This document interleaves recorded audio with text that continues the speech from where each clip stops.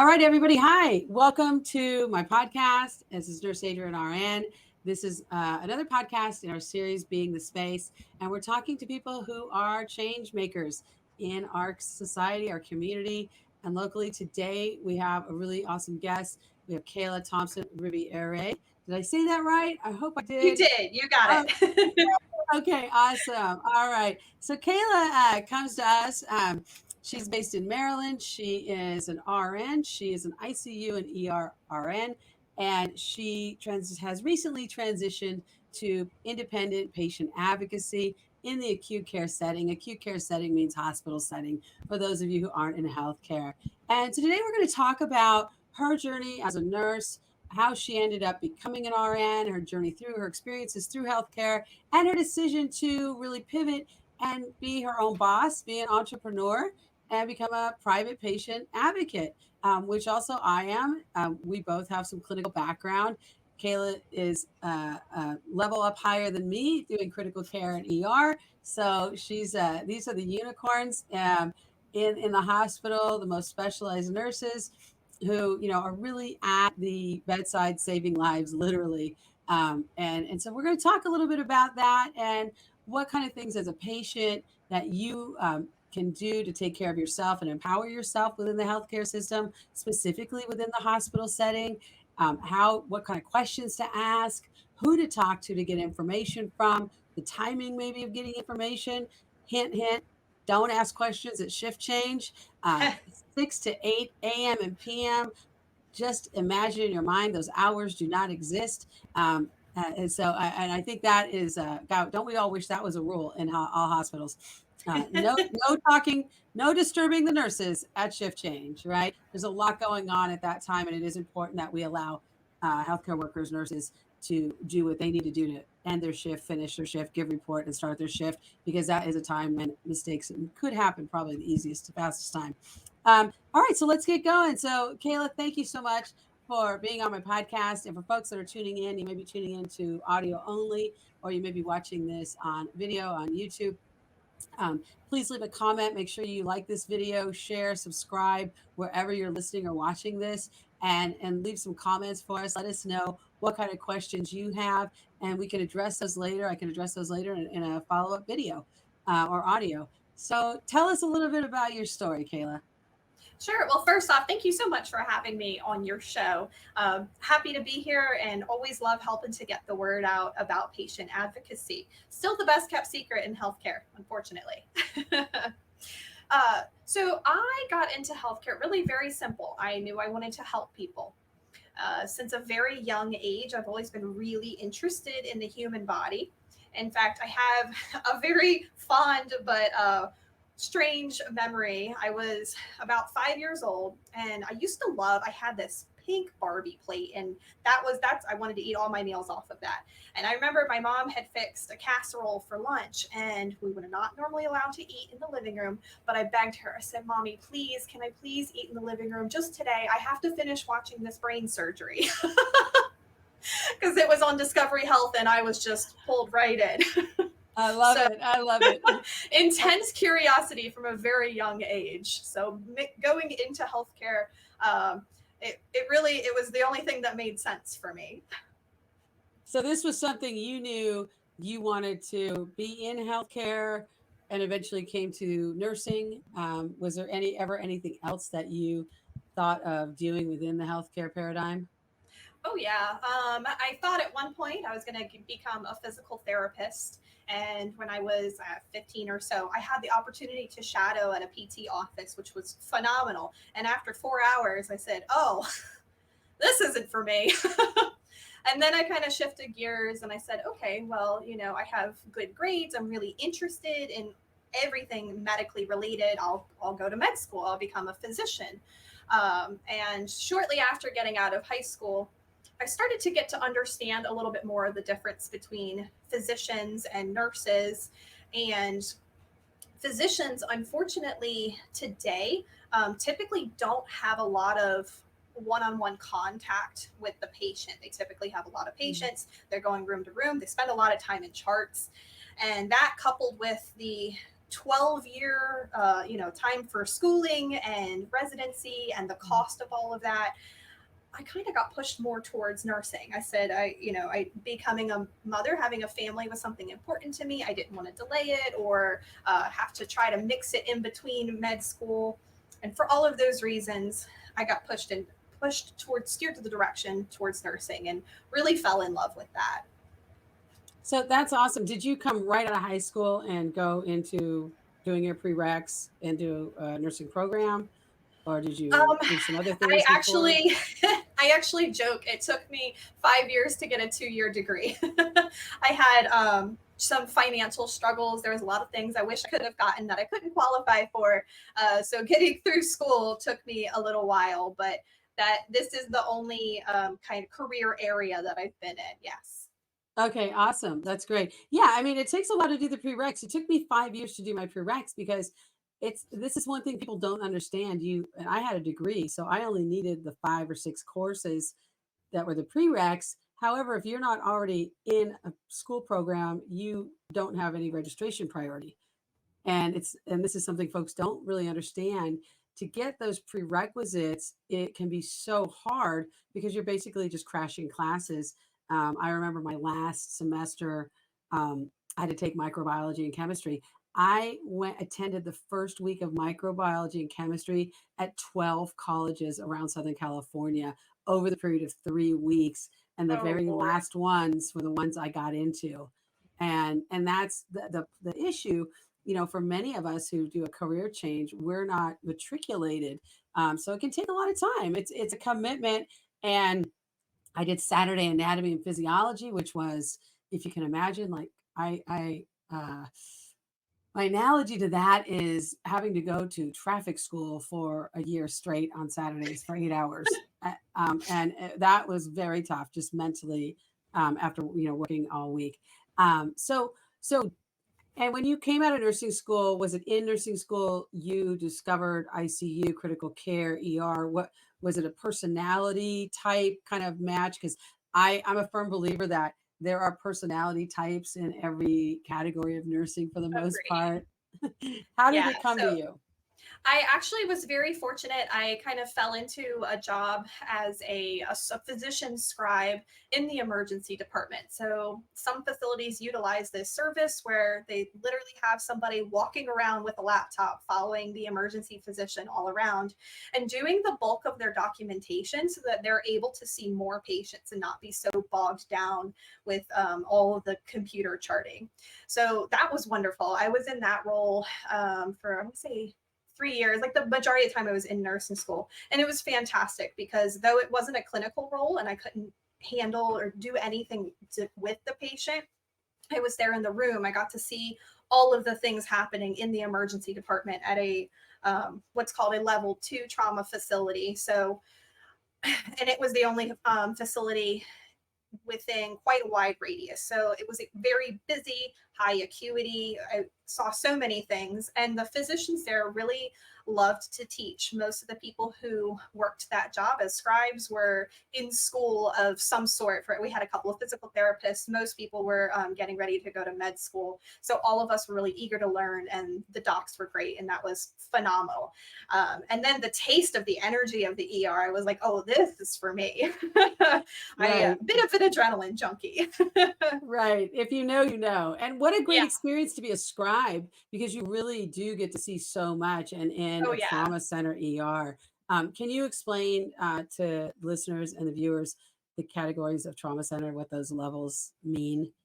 Just Oh, really well, I don't quickly. know all of them off the top of my head, So but just a level 1 facility is that's a facility that has all of the different types of doctors that you need for any kind of major incident. I mean, you're talking like organs and bones mashed up in a bad car accident. Not every doctor can fix that. Not every facility can handle that. So a level 1 takes everybody. That's typically in your area. You'll hear if somebody has some sort of bad traumatic injury, they'll get flown often from their hospital to another hospital. They're going to a level 1 center. these are Um, like burn centers, can take, really kind of, I don't know, the unique injury type of injuries then, yes, right? yes, and very, very medically complex with many, many organ systems involved.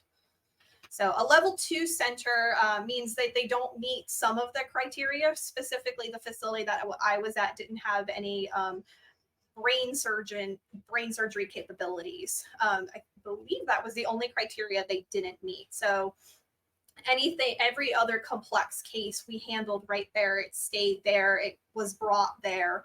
But anything brain related, had to go. And then level 3 is more of like typically rural hospitals where they have basic resources in the emergency department, but not all of the more intricate things that you need, again, to handle those very detailed multi-organ dramas.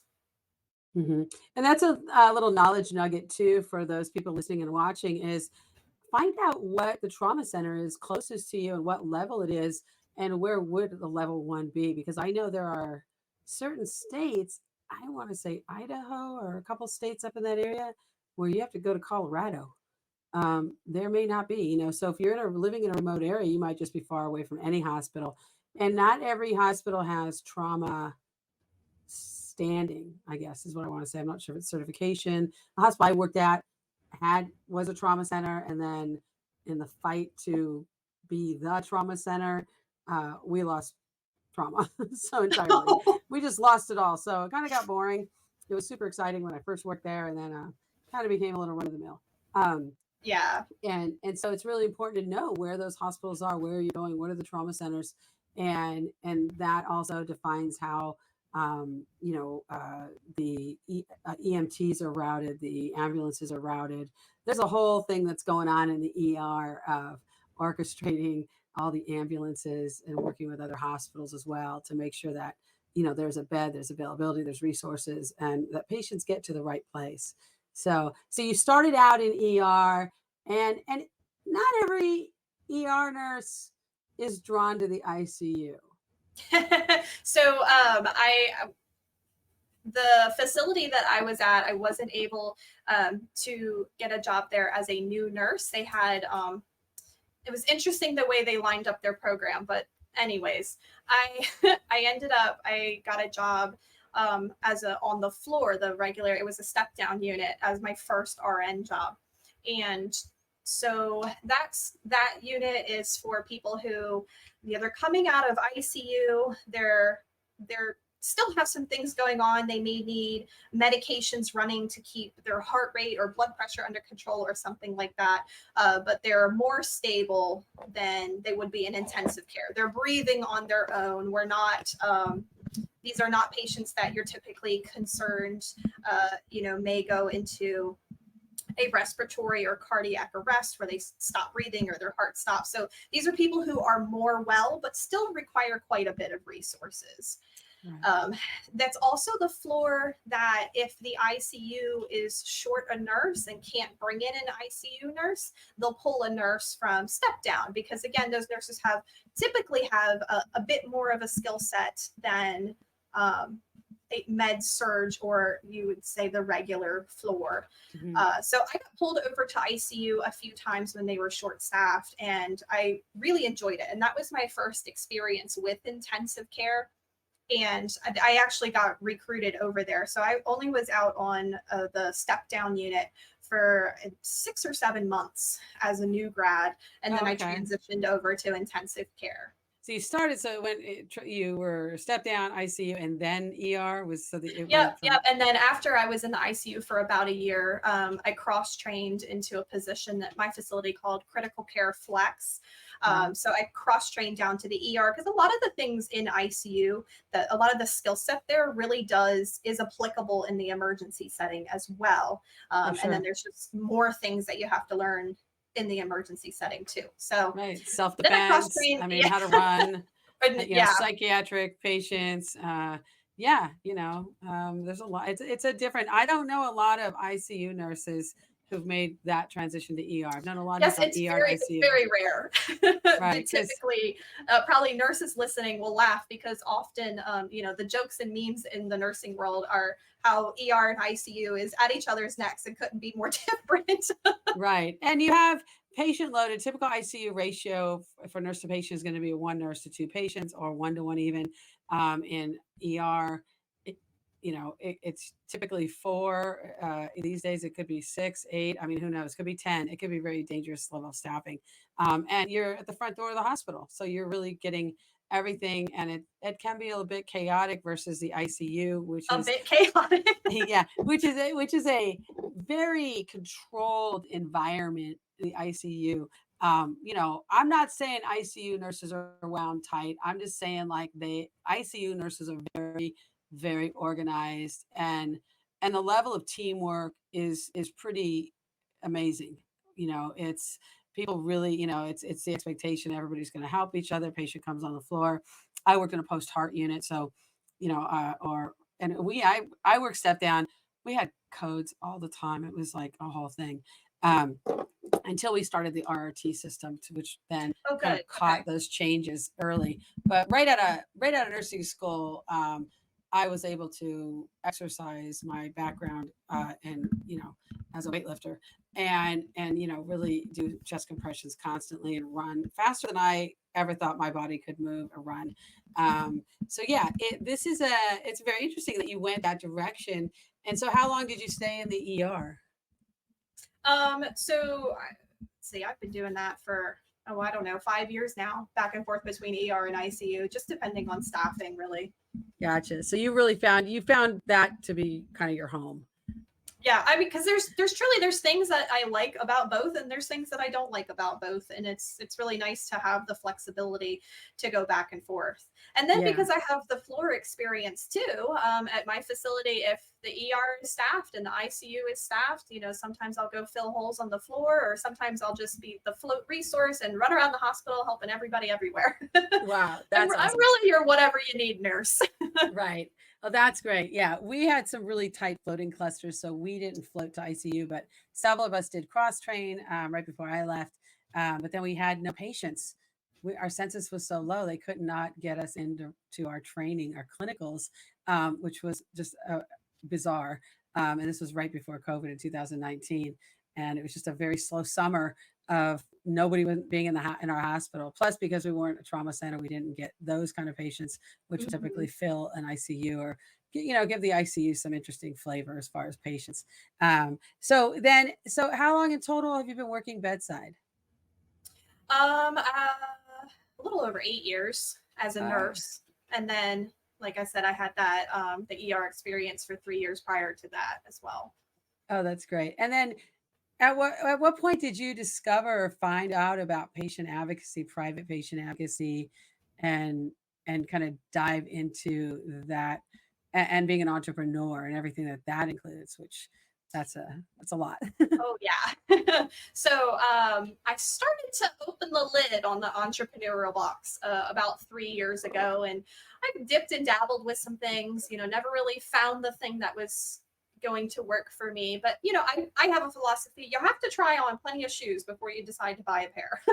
Right. And Yeah. everything that I tried, every business venture that didn't turn out, every website domain that I have bought, I'm like single handedly keeping that segment of Google in business, I think. I learned something from all of them. So I really don't look at that time negatively.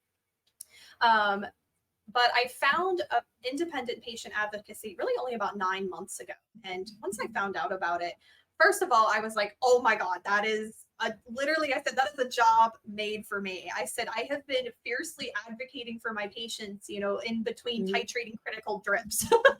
Hmm. I said, Right. you mean I can do just that? That would be great. And then I found out very quickly that is not a job per se.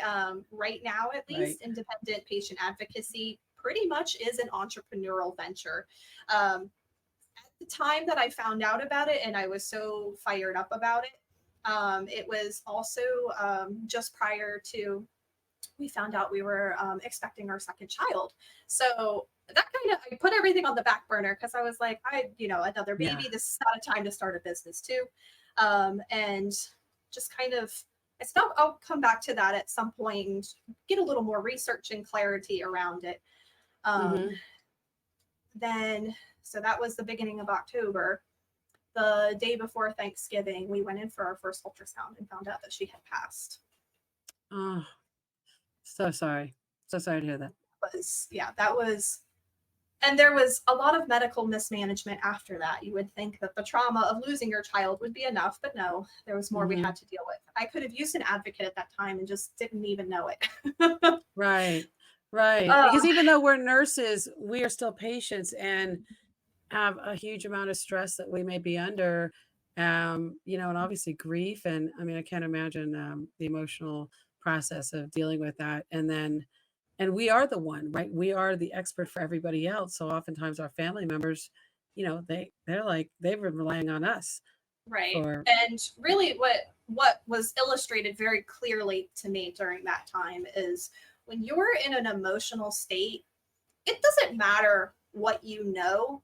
You can't access that area of your brain that engages in the critical thinking and the really pulling on all your resources when you're that emotional. So, it doesn't matter if you have a doctor in the family, when it's that close to you, when your emotions are in it, you really can't think clearly. You really do need an outside neutral person to help you through all of that.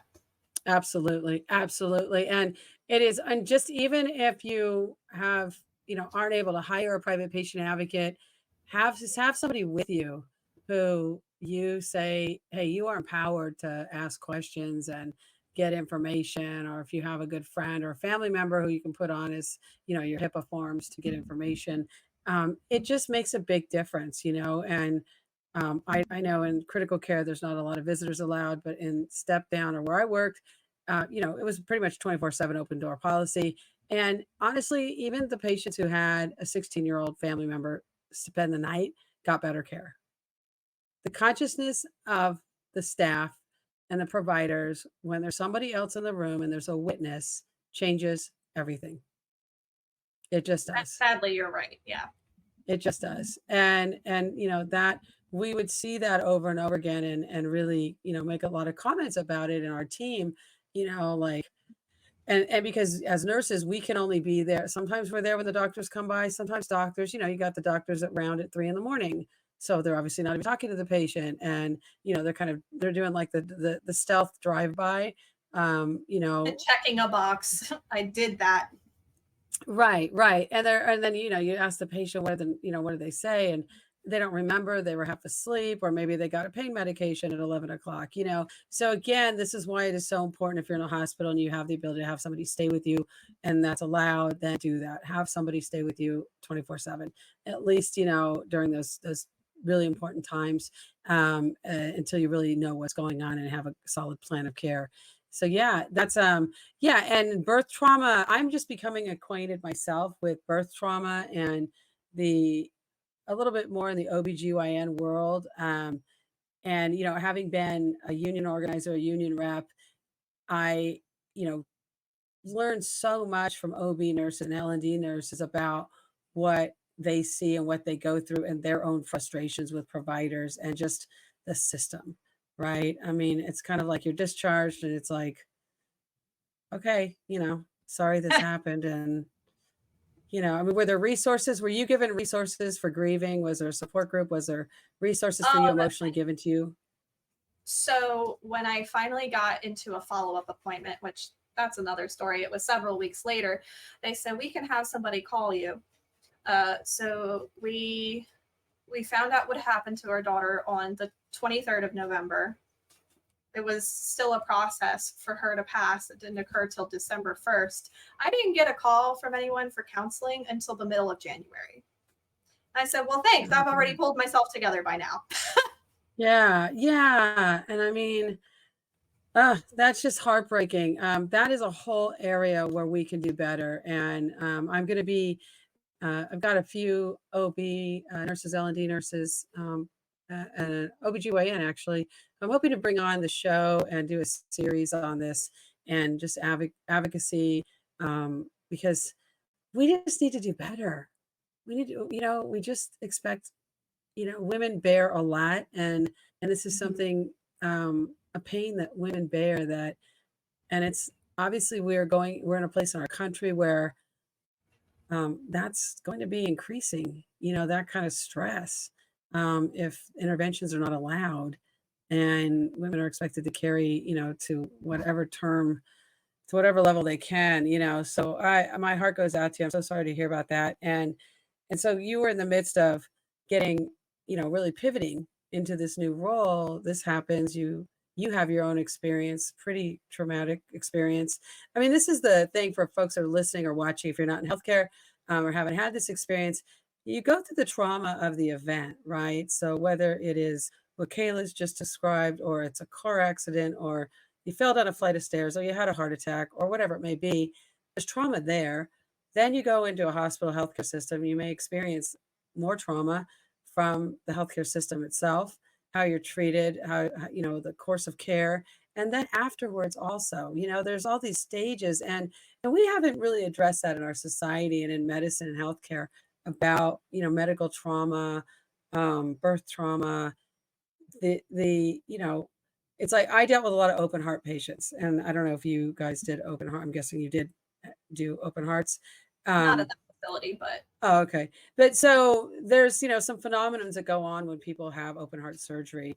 And, there's a lot of epiphanies people have. It has some like unlocking into people's psyche that is really unique.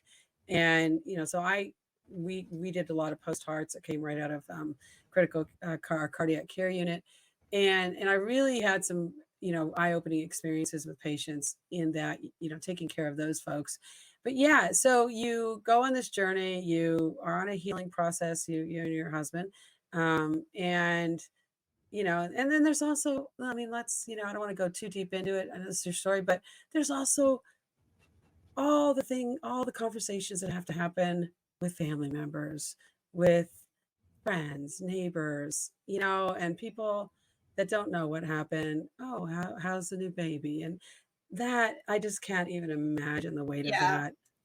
Well, so we do have a son. My son is 3, and when I first got pregnant with him, I had a lot of anxiety. I mean, it's the first. You don't know what to expect. He was a little. He wasn't.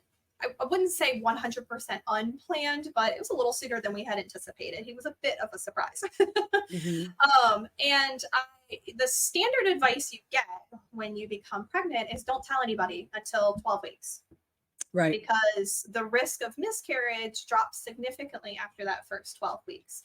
And I just took that advice and, I took that advice and ran with it. And it was terrible. I mean, I was so sick with him. I was like sick at work. I have a bit of a smaller torso, so like my body changes were becoming like quite apparent.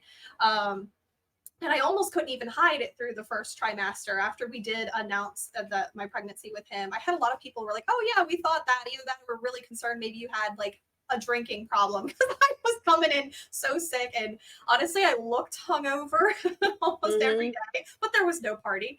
And it was in retrospect, it was terrible feeling like I had to go through that in secret, and not being allowed to tell anybody. So this time around, I said, I'm not doing that again. That's foolish. And we were so thrilled that we were pregnant. It was totally planned. We were ready. Like all the pieces were just fitting perfectly together.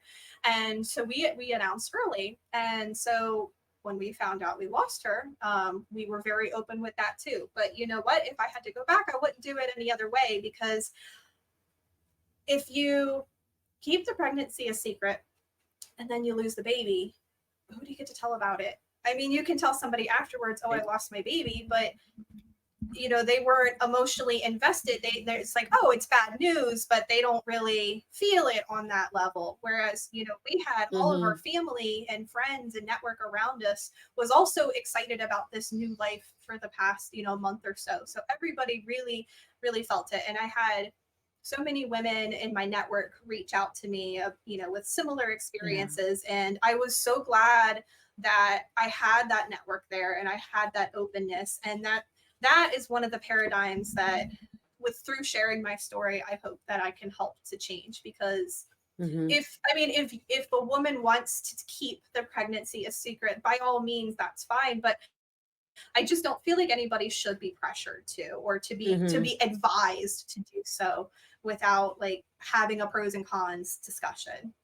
Yeah. And it's honestly the thing most people don't know is one, this happens a lot.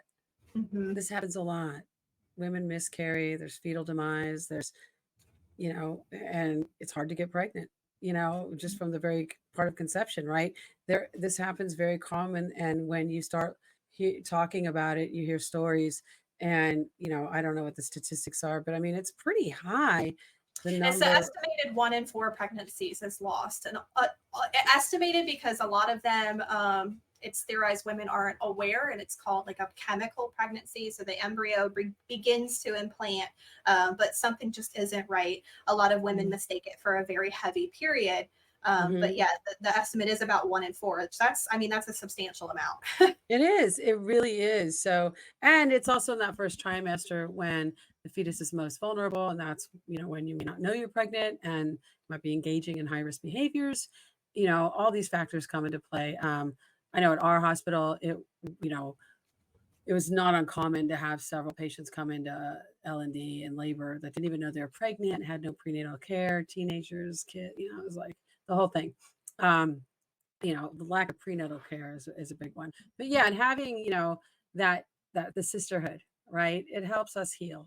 Having community and empathy, compassion is so much a part of healing, and just being able to share your story and, you know, and have other people share theirs, that is part of the healing process. So you go through this experience, and you are also then you kind of get back into, okay, this entrepreneurial Yeah. path. So I'm December was a very rough month for me. Yeah. Very, very dark time. Oh, I can Um, imagine. but towards the end of December, beginning of January, I started to have a light inside me again and get back to more my normal self.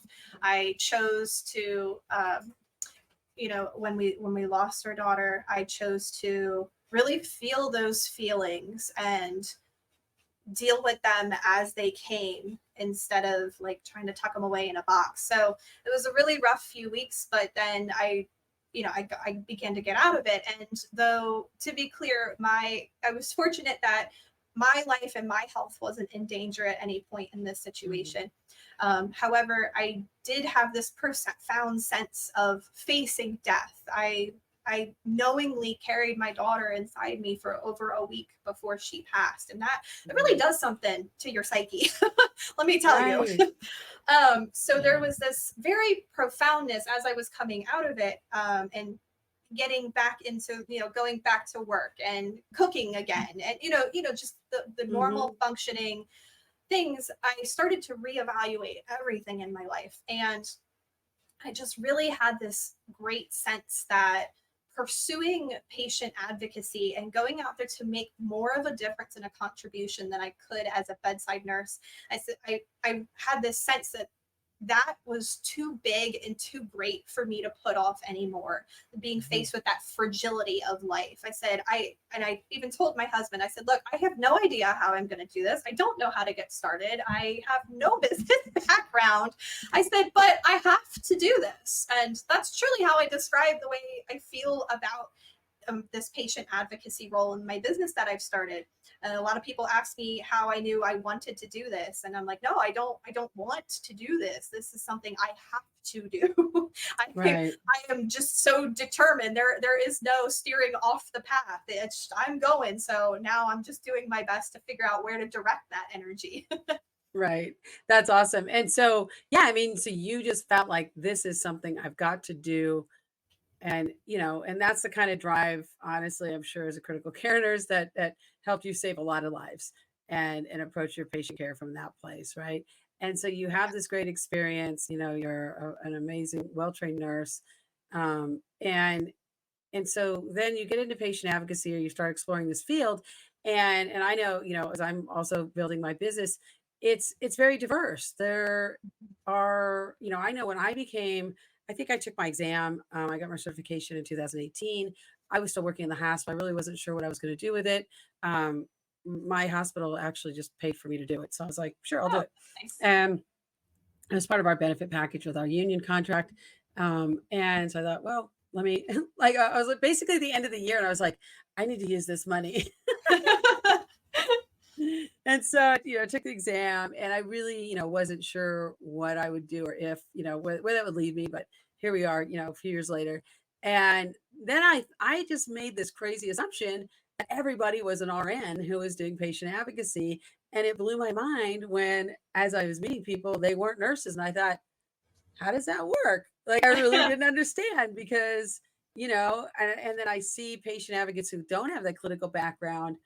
They're taking a lot of time to do research. They're, and probably not that efficient, also about diseases. And I mean, there's things that as nurses, we're just going to know right off the bat. We can look at a Right. patient with our training. You can look at a patient and kind of get a clinical picture. You hear a few things about symptoms, lab tests, give me 3 medications you're on. I know what's going on, so, Yeah. and that's not the case for somebody who's not a nurse who is working as a patient advocate. And then there's people who do billing, negotiation, and there's that whole aspect as well.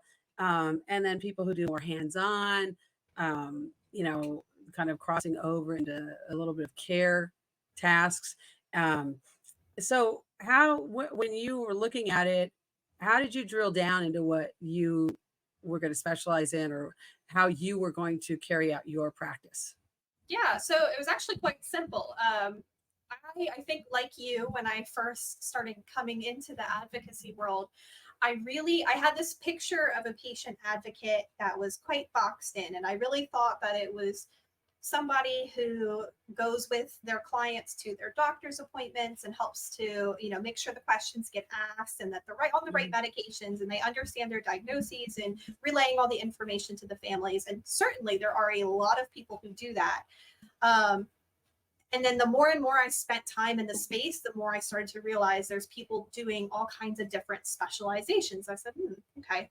And one of the things that helped me the most is becoming a member of the Circle, which Mhm. is I guess you could call it like a support group for advocates created Mhm. by an advocate. It's a wonderful space for any advocates out there who are listening who are not involved.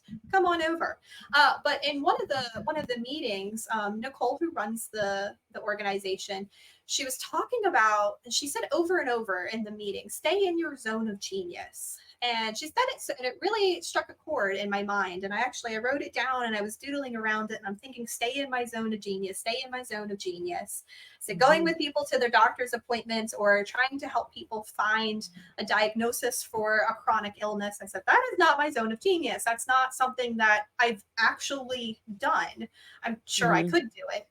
But I said, critical care is my zone of genius. Hospital care is my zone of genius. That's where my whole career lies. Then Right. when I started asking questions.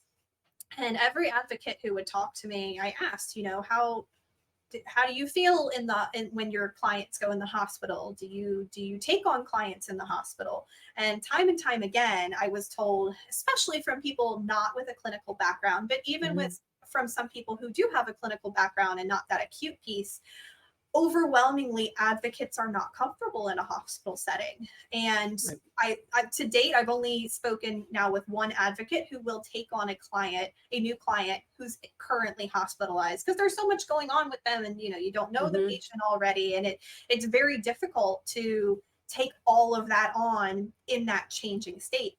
So I said, oh, well, okay, that light bulb moment. I said, this is my zone of genius, and clearly there's a need here. So that's when I decided to, I guess you could say, niche down and focus on just hospital guidance through that acute Mhm. care portion. So I established my practice to take clients who are in the hospital virtually, no matter where you are.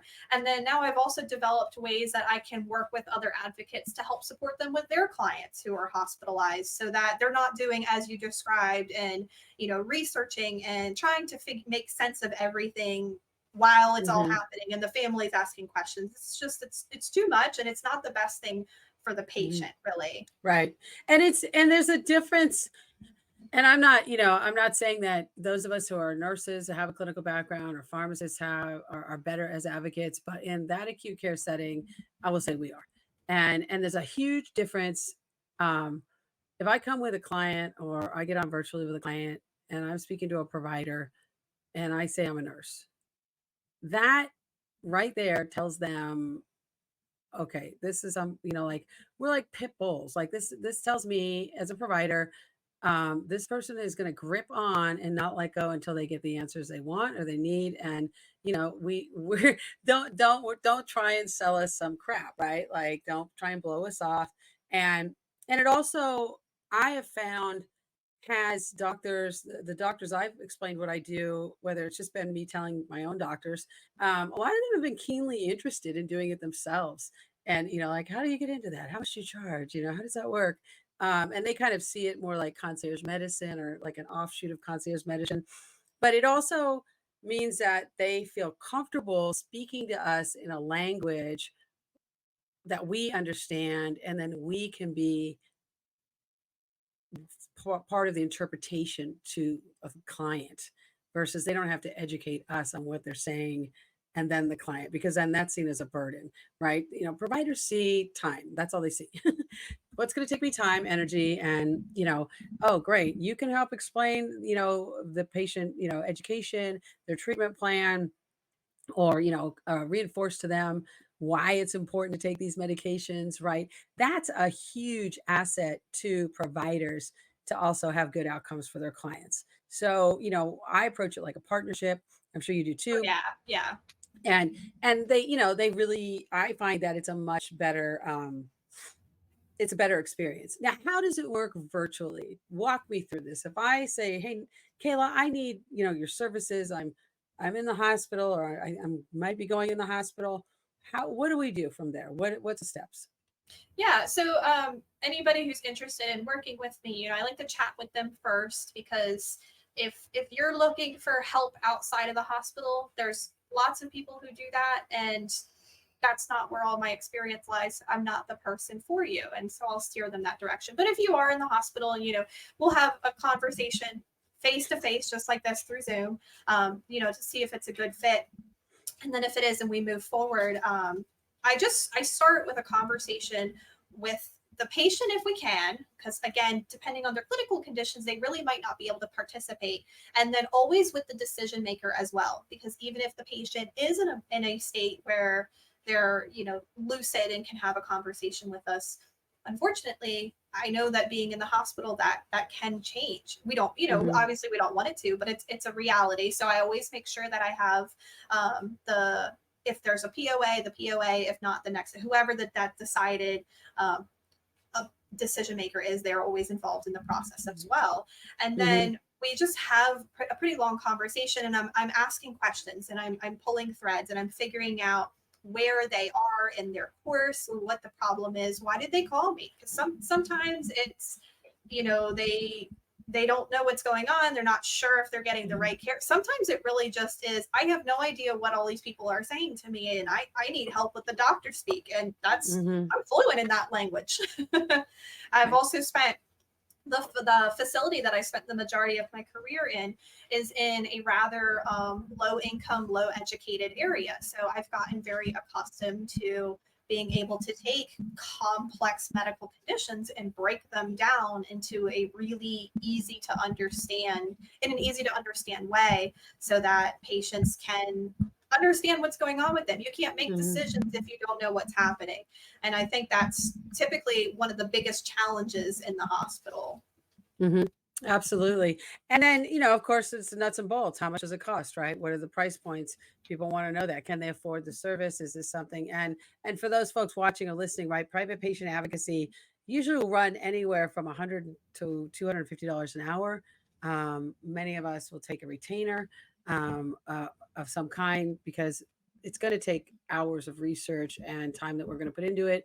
And we want to make sure we get paid, right? So I always tell people it's less than a lawyer, but it's this, at this point in the game, um it's a high price point, right? And it may Right. not be, but for $500, right, or $1,000, you could get a very good level of advocacy services, and really have an edge and be empowered as a patient or a family.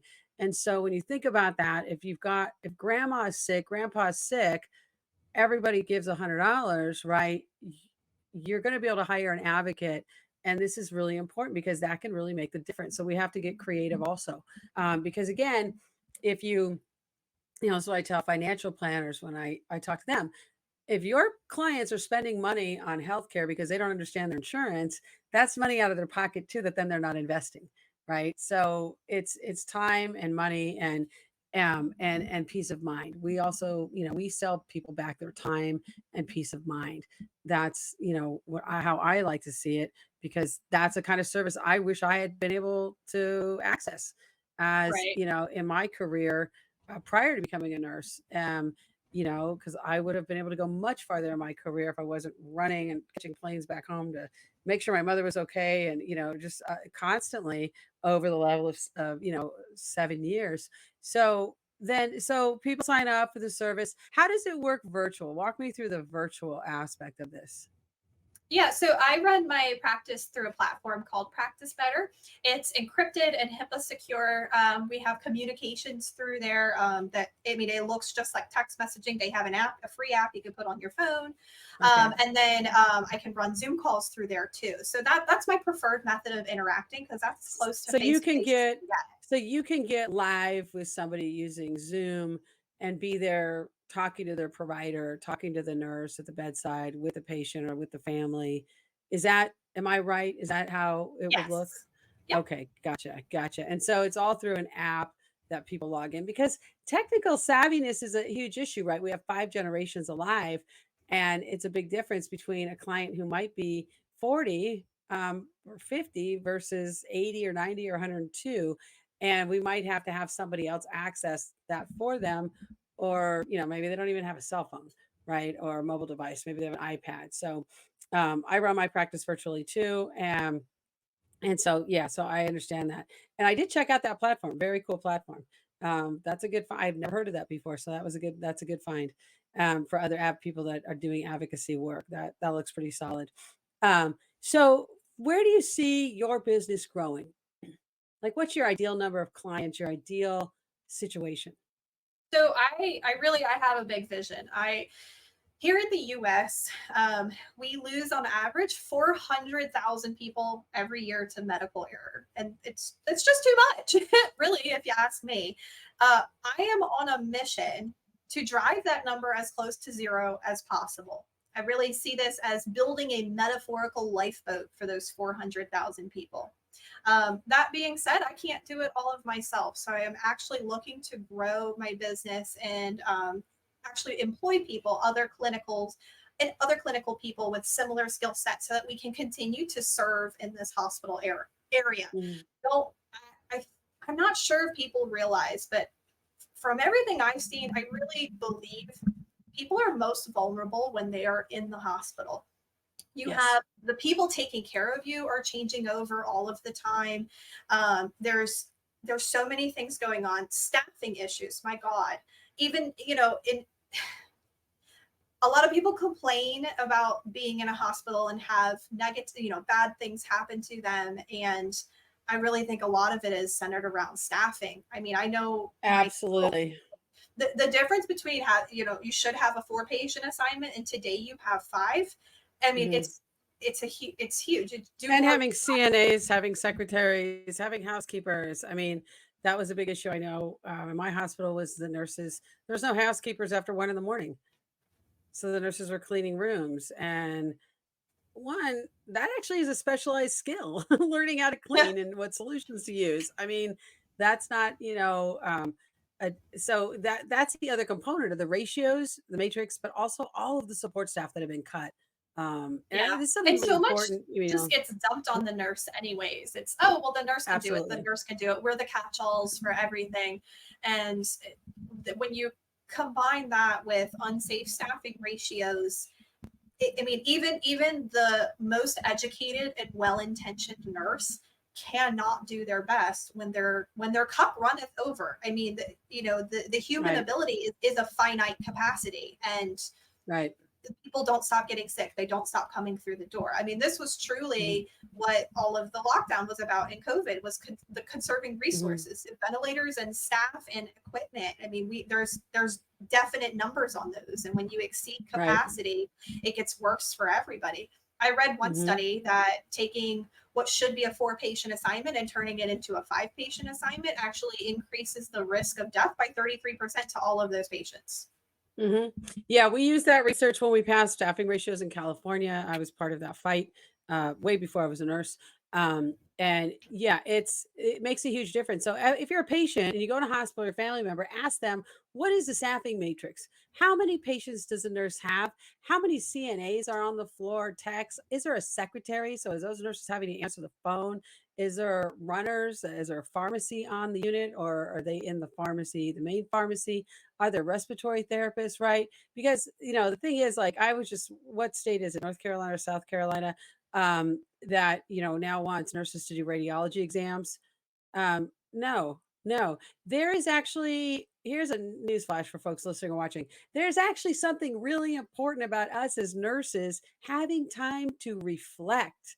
We are not taskmasters. We have to actually be thinking critically, because if the doctors and the providers mess up and prescribe the wrong thing, or maybe they overlook ordering a test or a lab, we're the ones who catch it. And if we give the wrong medication, it's us on the line. We're the ones that are going to get disciplined for it, not the provider, typically. So we have to know everything the providers know, plus we have to know everything as a nurse, which people don't understand. And especially when you get into those higher acuity situations, when you're in L&D, ER, critical care, telemetry, step down, you've got to know a lot. And it's just important to have that time to reflect, because some patients are very complex and you literally have to think, I need 5 minutes to think about, okay, what's going on with this patient? Do they even have the proper diagnosis?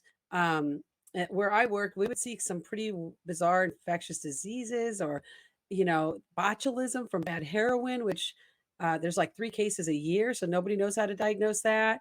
Some weird skin stuff from working in the fields. So you have to have time to research and look at read the notes, right?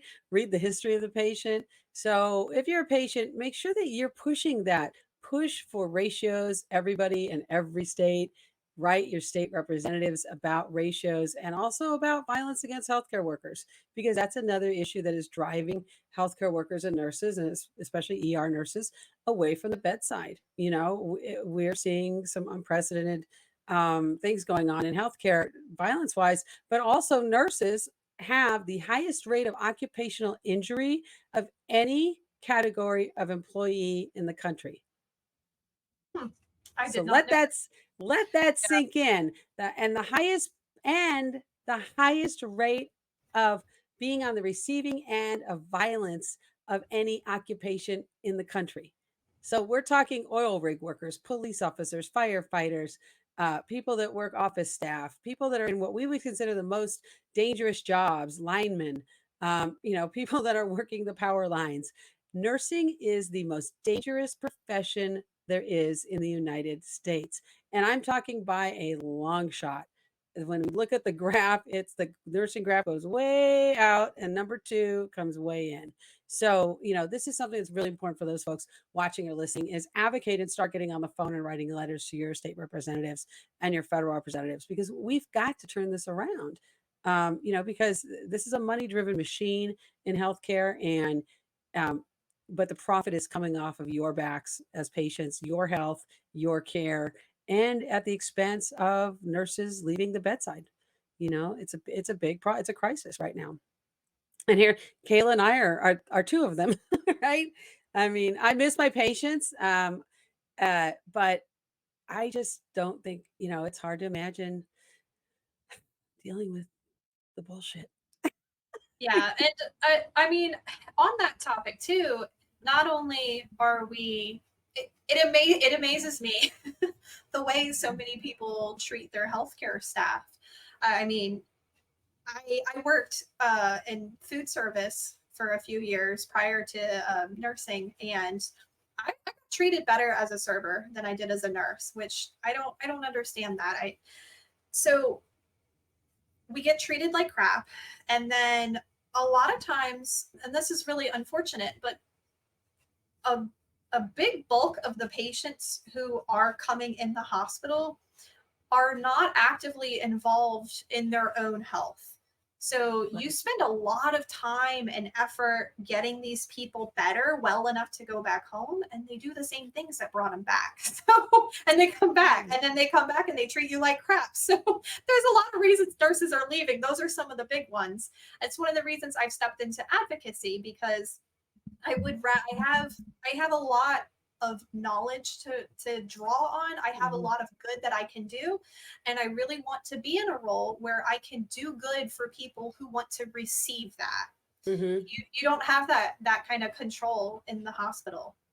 Right. No, absolutely. And also the environment of violence is so covered up, and nurses are discouraged from reporting. I mean, we would be told, don't call the police. I remember the last time I had a violent situation happen, I just didn't, I was like, walked out of the room, got on the phone in the hallway, called 911. Because what is hospital security going to do? I worked on a square mile campus, a square mile campus. That is a lot of property with 2 security guards. There's no way. I was like, no, you've got to call the ER. So I want to just say to healthcare workers, if you're in those dangerous situations, call ER. That makes the hospital be accountable to the police, and you could file charges. And and I wasn't able to get past that room to my other patients. And management knew I was pretty upset about the whole situation, and why was this person even allowed past into our hospital to be a visitor, given the history of this patient and the family.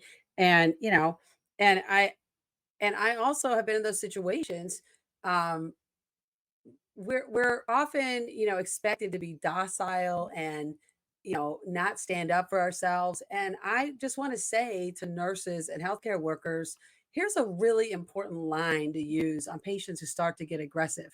You let them know that you have the right to self-defense and can meet them with like force. And that's what I would tell my patients. And I'm not very tall, but I look like I might be able to do damage to somebody enough, in the right situation. And I would tell people that. And I would say, look, if you lay a hand on me, I now have the right to self-defense as an individual, and I will use that to my full capability. Because people are in control of their behaviors, and they like to act the fool when they're in the hospital sometimes, or the family does. It's not the place to do that. This is a place of healing. People are very well trained. And if you take out a healthcare worker, now you're taking out, you injure somebody. Now they're not able to provide care to a whole lot of other people. And this is, really a cumulative effect in hospitals, specifically hospital settings, long-term care, prison settings, psychiatric facilities, anything really inpatient. They become very high-risk environments, unfortunately. So on the business end, you say you want to scale up. You see, your vision of employing people, having a team. I think that's great. I think that's the only way to go, because I think I was just talking to somebody about this today. I think it won't be too long before we start to see hedge funds going and investing in creating the patient advocacy, kind of like minute clinics, kind of like, Amazon Health. It's going to be some version of what we do at a lower level, for a lower price, with somebody who's outsourced, in another country, making $10 an hour. Right. And it's not that hard. I mean, we could do the same thing, right? If it's all virtual. So it is really important that we distinguish ourselves as to the level of care, quality of the services we provide as concierge patient advocates, but also to really be thinking about scaling, because I think that's really the only way to do it. Yeah, and not only that, I mean, like I said, I can help so many more people in that way. I could come up with a list of 5 people right now who would be excellent in this role, but I know none of them want to start a business. It's a huge barrier to entry to getting in this field, where really It we is. need more help in this field.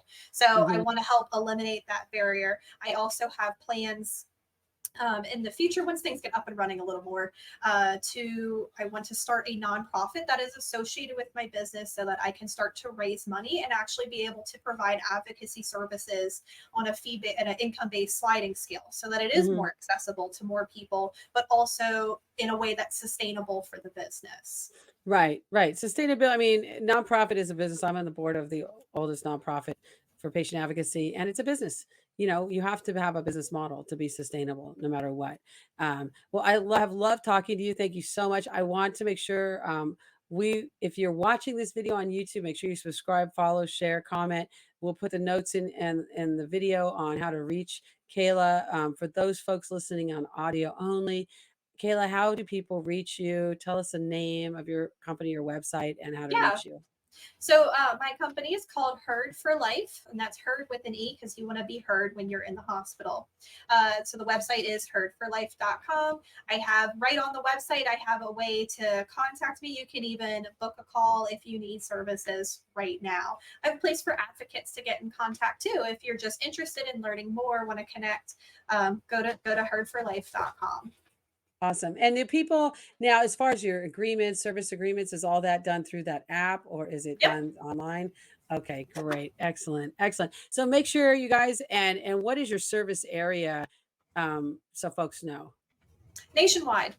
Okay, great. So, right, nationwide, and that includes the territories of the United States, right? So, if Yep, you're in yep. Guam, the U.S. Virgin Islands, Puerto Rico, Kayla can help you, especially if you've got a situation in a hospital situation, right? Healthcare is, I mean, whether or not, no matter where somebody lives, healthcare is healthcare, right? The diagnosis are the diagnosis, and there's nobody even under nationalized healthcare that nobody really understands. Our health literacy is so low in the world. It is, and I mean, and healthcare only continues to get more complex. So Yeah. I don't see that improving. I think we have really crossed a point where, at least in the hospital setting, there's issues with staffing. Even when there's not, you've got the high turnover. You're one person, but you're one of 30 or 40 for your physician, one for a handful for the nurse. The Hmm. squeaky wheel gets the grease. So Absolutely. always know your medical conditions, be familiar with the medical conditions that you have currently and the kinds of things that you are at risk for. When you are acutely ill and in the hospital, get yourself as much information you can about the diagnoses that Hmm. you've received. And if you don't think that something fits, if it doesn't seem to line up with what you're reading, ask questions about it. Yeah. And always, sometimes patients will start off with, well, I looked on WebMD and I read this, so I don't think this is right. That's not the way to go either. Right. Come at it with some respect for your care providers, and that's going to get you that's going to go the furthest. Yeah. I realize you are the doctor, I'm not. However, I am reading these things and this part doesn't make sense to me. Can you explain it a little Hmm. more? That will Right. get you miles. Don't lead in with my chiropractor said. That's not Yeah. going to be a winning. That's not a winning entry. And for those folks who are watching, Kayla, I know you. We have a third guest, third person on, or not person, but we have a guest. Your fur baby, who I Oh, think has moved, was just yeah. showing us his rear end while you were speaking. But who? Let's talk about your dog really quick. Who is your dog? What he's So out of the frame now, but he's was yeah, sitting that's there. that's Bagel. Oh, he's not even gonna listen. Okay, that's Bagel. He is my poodle lab-ish mix. He's a mutt, and then I also have two cats in here, Sushi and Waffles. Oh, awesome. For some reason, I thought he was a boxer. I was looking and Oh, he was on the Papasan chair. So thanks, Bagel, yeah. for being with us. Thanks, Kayla. And I really appreciate the time. And folks, look up her website. And are you on Facebook? What other social media can you be I'm on found on? Facebook. You can just search by my name, Kayla Thompson-Riviere. You're definitely going to want to grab that from the show notes. It's a mouthful. And I'm on LinkedIn as well. Awesome. Awesome. Thanks so much. And we look forward to hearing more and coming back around in, later time to see how your business is growing and let us know how we can support you. So check out Kayla, go to her website, do you have a page or a group on Facebook? Both, but just go to Okay. my personal page. There's more All there. right. All right. Go and like and do all the good things for Kayla. And make sure you comment on this video, share this video, like, subscribe. And if you're listening on other than YouTube, please follow this podcast. Thanks so much. And we're going to end this here. Thank you, everybody, for Thank tuning in. you. Bye bye.